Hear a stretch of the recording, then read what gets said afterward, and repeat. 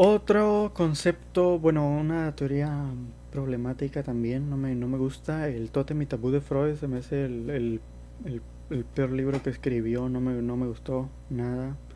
Pues al principio dije, órale, qué interesante la primera vez que lo leí, pero luego dije, pues luego ya al final me di cuenta de que pues nomás lo hizo para pelear con Jung. Igual pues creo que así se explica el libro, así nomás. Pues miren, viene la cita que puse ahí es de este libro, la página 1838. Y el de etología que les dije, de la refutación pasada del concepto de cultura, este es el libro de etología que yo chequé. Lo pueden revisar. Aquí tienen el índice de conductas culturales, aquí las tengo marcadas. Y pues dice ahí, la teoría darwiniana no concede, desde luego, atención ninguna a los orígenes del totemismo. Todo lo que supone es la existencia de un padre violento y celoso que se reserva para sí todas las hembras y expulsa a sus hijos conforme van creciendo. Este estado social primitivo no ha sido observado en parte alguna. La organización más primitiva que conocemos y que subsiste aún en ciertas tribus consiste en asociaciones de hombres que gozan de iguales derechos y se hallan sometidos a las limitaciones del sistema totémico, ajustándose a la herencia por línea materna. ¿Puede esta organización provenir de la postulada por la hipótesis de Darwin? En caso afirmativo, ¿qué camino ha seguido tal derivación? Basándose en la fiesta de la comida totémica, podemos dar a estas interrogaciones la respuesta siguiente. Los hermanos expulsados se reunieron un día, mataron al padre y devoraron su cadáver, poniendo así un fin a la existencia de la horda paterna. Unidos emprendieron y llevaron a cabo lo que individualmente les hubiera sido imposible. Puede suponerse que lo que les inspiró el sentimiento de su superioridad fue un progreso de la civilización, quizá el disponer de un nuevo arma. Trátase Tratándose de salvajes caníbales, era natural que devorasen el cadáver. Además, el violento y tiránico padre constituía seguramente el modelo enviado y temido de cada uno de los miembros de la asociación fraternal, y al devorarlo se identificaron con él y se apropiaron una parte de su fuerza.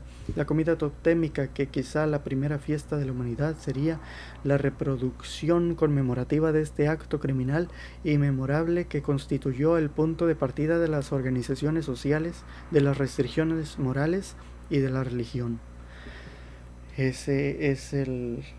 eh, pues miren, pues lo primero es que Freud, pues como era de su época, pues pensaba que todos los que no eran europeos eran unos bárbaros, unos primitivos, como si las sociedades de su época fueran fósiles vivos o algo así.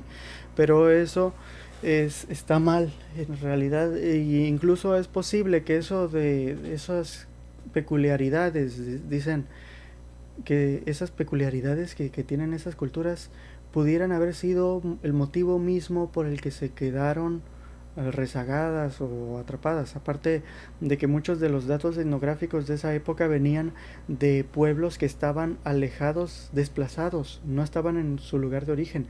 Entonces, pues cuando llegaron los colonizadores, los mandaron a lugares más lejos, en tierras menos agradables, menos prósperas, y entonces allí se dice que en varios lugares estas tribus, estos grupos, estos pueblos vivieron una degradación cultural, que antes estaban en un mejor estado, pero disminuyeron, pues tuvieron eh, una decaída, pues.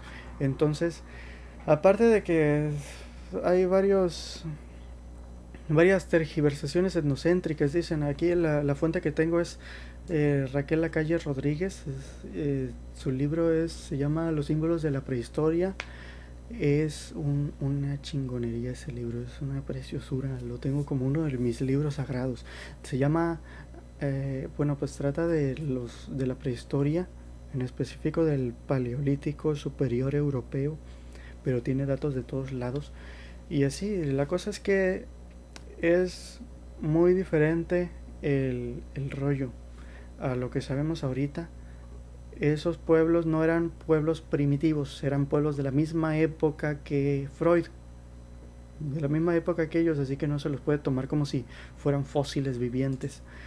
Además, otro detalle también es que se tiende a pensar que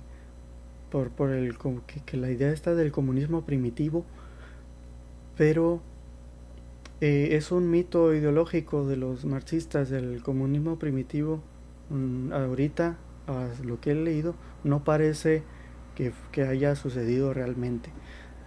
Dice Raquel Lacayo Rodríguez. También se puede objetar que el proceso histórico ha podido seguir múltiples derroteros y que los cazadores recolectores actuales más elementales no tienen por qué reproducir a los cazadores prehistóricos. No tiene que tratarse forzosamente de un proceso unilateral, unilineal evolutivo. Muchas comunidades cazadoras actuales pueden encontrarse en una situación de involución o empobrecimiento con respecto a su pasado prehistórico. Estos cazadores recolectores actuales que viven en zonas más inhóspitas pueden vivir en unas condiciones diferentes a las de sus antepasados y haber sufrido cambios que comporten una cierta involución con respecto a su pasado. Pues sorprende que tal simpleza tenga algo que ver con la riqueza y calidad del arte paleolítico, con la existencia de santuarios, evidencias de prácticas rituales, la profusión de objetos de adorno y la complejidad de su organización social, a juzgar por la importante interacción que alcanzaron estos grupos prehistóricos. También ella dice que pues, eso de que el comunismo primitivo en las sociedades prehistóricas es falso. Es una postura que leí en su libro. Entonces, no es correcto asumir que los pueblos prehistóricos, que los pueblos antiguos eran totémicos. Puede que hayan tenido otro tipo de organización social más diferente, puede que más extraña, puede que más similar a las ideas que tenemos ahora, quién sabe. También pues otro error es que Freud mismo reconoce en Tótem y Tabú que él no puede explicar, y con esa teoría no puede explicar las deidades maternas que existieron muchísimo antes que las deidades paternas. Y es que hasta lo que he visto, en todas las partes que se han investigado lo suficiente, se han encontrado siempre estatuillas de deidades maternas, deidades que eran femeninas. Así que pues no se puede decir que el parricidio primordial hubiera sido el fundador de la cultura cuando ya habría previamente una religión en la que se tenían deidades femeninas, pues entonces no tiene sentido, pues aun si hubiera ocurrido algo parecido al parricidio primordial y del cual no existe ninguna evidencia en ningún lado, pues de todos modos no sería fundador de la cultura, sería si acaso tal vez fundador del patriarcado, pero de la cultura por sí misma no. Luego, aparte desde el aspecto biológico, en este libro hay un montón de evidencia de conductas culturales y aparte de organizaciones sociales en primates, que no necesariamente tienen que tener cultura para tener sociedad.